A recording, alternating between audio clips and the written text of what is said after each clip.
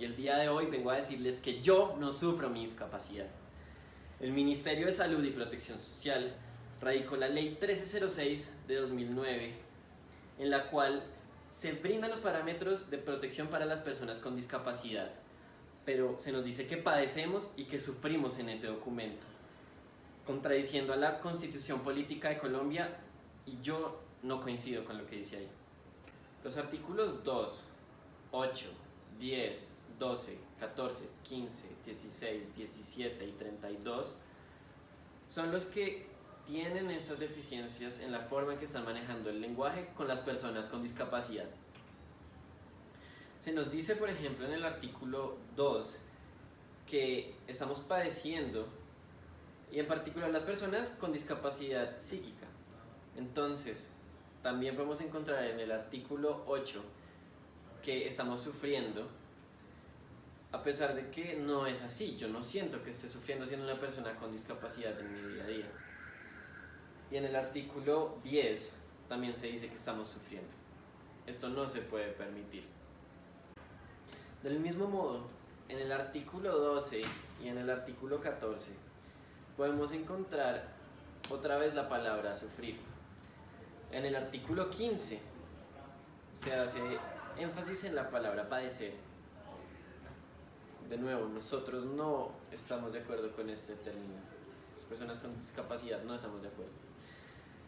Y además, me parece curioso que se hable de una incapacidad absoluta en personas con discapacidad mental, cuando aún así tenemos estudios y análisis que demuestran cómo las personas con discapacidad mental también son capaces.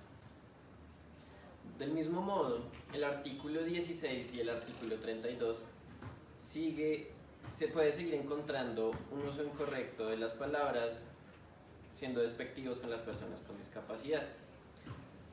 Pero hay un artículo del cual no se puede rescatar nada, y es el artículo 17. ¿Por qué? ¿Qué podemos encontrar ahí?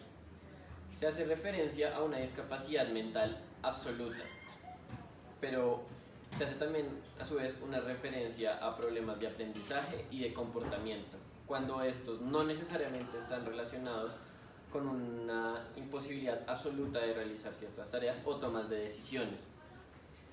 También el hecho de que la clasificación sea tan sistemática, hay que tener en cuenta la diversidad que existe en las discapacidades. Por eso hay que tener en cuenta cómo empieza a contradecir también la Constitución Política de Colombia. En la Constitución podemos encontrar el derecho al pluralismo, a la igualdad, el derecho social, económico y cultural, al respeto de la identidad educativa y al fomento y promoción de cultura. Todos estos derechos están siendo contradecidos por esa ley, la Ley 1306. Por ello hay que reevaluar cómo están interpretando nuestros mandatarios a las personas con discapacidad. Por otro lado, tenemos el artículo 12 de la Convención de Derechos de las Personas con Discapacidad.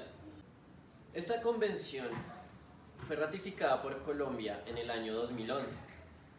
El hecho de que esté ratificada implica que acepta cada uno de los términos que contiene la convención. ¿Y en qué se enfoca realmente el artículo 12? Está en desacuerdo con el hecho de que se utilicen palabras negativas, despectivas, peyorativas frente a las personas con discapacidad, cuando debería tenerse en cuenta la diversidad humana que contiene no solo nuestro país, sino el mundo entero. Cuando llevé estas inquietudes a la Corte Constitucional de Colombia, ¿qué sucedió? Hubo una intervención por parte de distintas instituciones. Unas estuvieron a favor y otras en contra.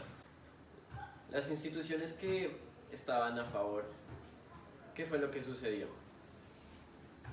El Ministerio de Justicia y Derecho, el Ministerio de Salud y Protección Social, el Instituto para Sordos, el Instituto para Ciegos y la Universidad de Caldas consideraron exequibles la mayoría de los artículos. considerando que solo el artículo 17 debería ser cambiado. Por otro lado, las instituciones que se mostraron totalmente en contra fueron, bueno, un individuo, el ministro público, pero también la Procuraduría General de la Nación y la Corporación de Cultura y Educación por la Paz.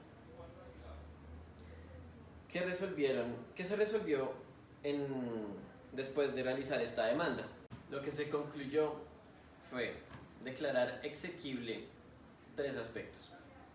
Primero, el artículo 17, que fue el que generó más diferencias entre las entidades que generaron la intervención. También se declaró exequible el término afectado en el artículo 32 y por último se declaró exequible el uso de las distintas conjugaciones del término de sufrimiento, cada una de ellas, en los artículos en los que aparecían. Recordemos que fue en el artículo 2, 8, 10, 12, 14, 15, 16, 17 y 32. Lo que sí recomendó la Corte fue que el próximo legislador, cuando vaya a radicar un documento, tenga en cuenta que el uso inadecuado de los términos genera paradigmas y estereotipos que pueden contribuir a la discriminación de las personas con discapacidad. Desde mi experiencia, debo enfatizar el hecho de que mi ceguera no ha afectado el hecho de que yo pueda tener una vida plena. He podido disfrutar la vida tanto como cualquier otra persona. Y hay que entender que vivimos en un mundo donde la pluralidad es la ley, ¿cierto? Entonces, invito a todos a reflexionar cómo vemos a las personas con discapacidad. Son diversas las formas en las que podemos actuar como personas y no soy tan diferente como tú o como tu familia, tus amigos, no importa. Muchas gracias por escuchar mi historia y espero que los invite a reflexionar.